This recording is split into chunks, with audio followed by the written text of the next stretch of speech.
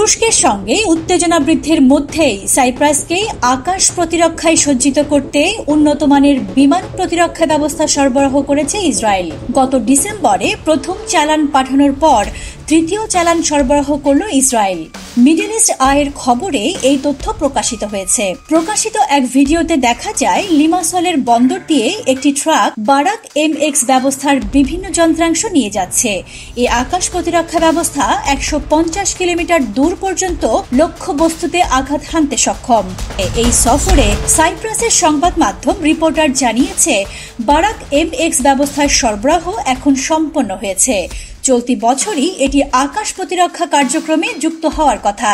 আকাশ প্রতিরক্ষা ব্যবস্থা সরবরাহের আগে গত জুলাইয়ে ইসরায়েল অ্যারোস্পেস ইন্ডাস্ট্রিজের IAI বহিঃসম্পর্ক বিভাগের সাবেক ভাইস প্রেসিডেন্ট শাইগাল একটি নিবন্ধে লিখেছিলেন, ইসরায়েলের উচিত সাইপ্রাস নীতি পুনর্বিবেচনা করা এবং সামরিক পরিকল্পনা তৈরি করা, যাতে এই দ্বীপের উত্তরাঞ্চলকে তুর্কি বাহিনীর নিয়ন্ত্রণ থেকে মুক্ত করা যায়। বারাক MX তৈরি করেছে ইসরায়েলি সংস্থাটি।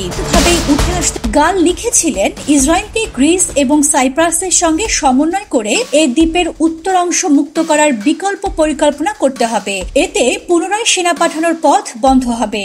উত্তর সাইপ্রাসের বিমান প্রতিরক্ষা ব্যবস্থা ধ্বংস হবে।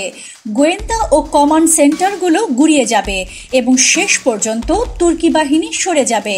এর মাধ্যমে সাইপ্রাসের আন্তর্জাতিক স্বীকৃত সার্বভৌমত্ব ফিরিয়ে আনা সম্ভব হবে।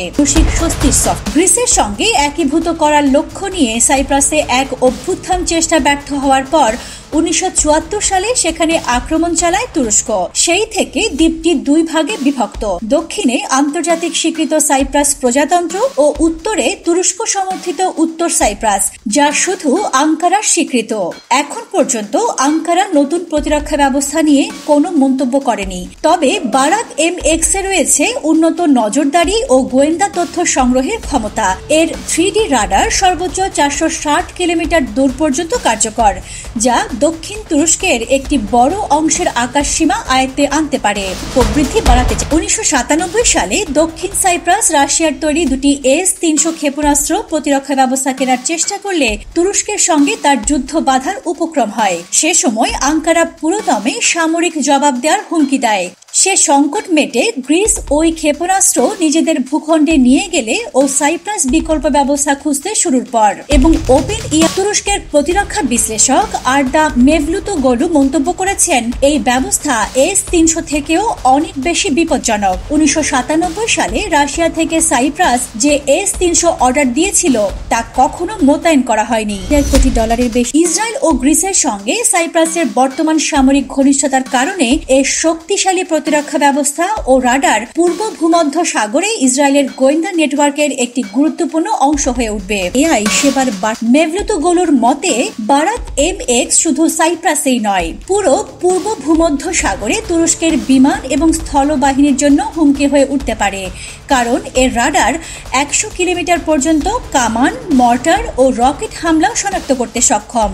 তবে রিপোর্টারের খবরে বলা হয়েছে, সাইপ্রাসে সরবরাহ করা সংস্করণে বারাক MX এর সব বৈশিষ্ট্য নাও থাকতে পারে, কারণ প্রতিটি গ্রাহক দেশের জন্য ইসরায়েলি ব্যবস্থাটি আলাদাভাবে কাস্টমাইজ করা আছে।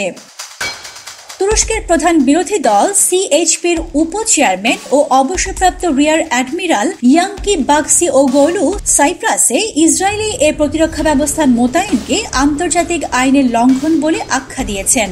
অন্যদিকে সাইপ্রাসের প্রতিরক্ষা মন্ত্রী ভাসিলিস পালমাস গতকাল মঙ্গলবার এ সরঞ্জাম কেনার পক্ষেই সাফাই দেন। তিনি বলেন, তুরস্ক এখনো দ্বীপটি দখল করে রেখেছে, তাই তার সরকারের দায়িত্ব হল বিশ্বাসযোগ্য প্রতিরোধ ক্ষমতা গড়ে তোলা।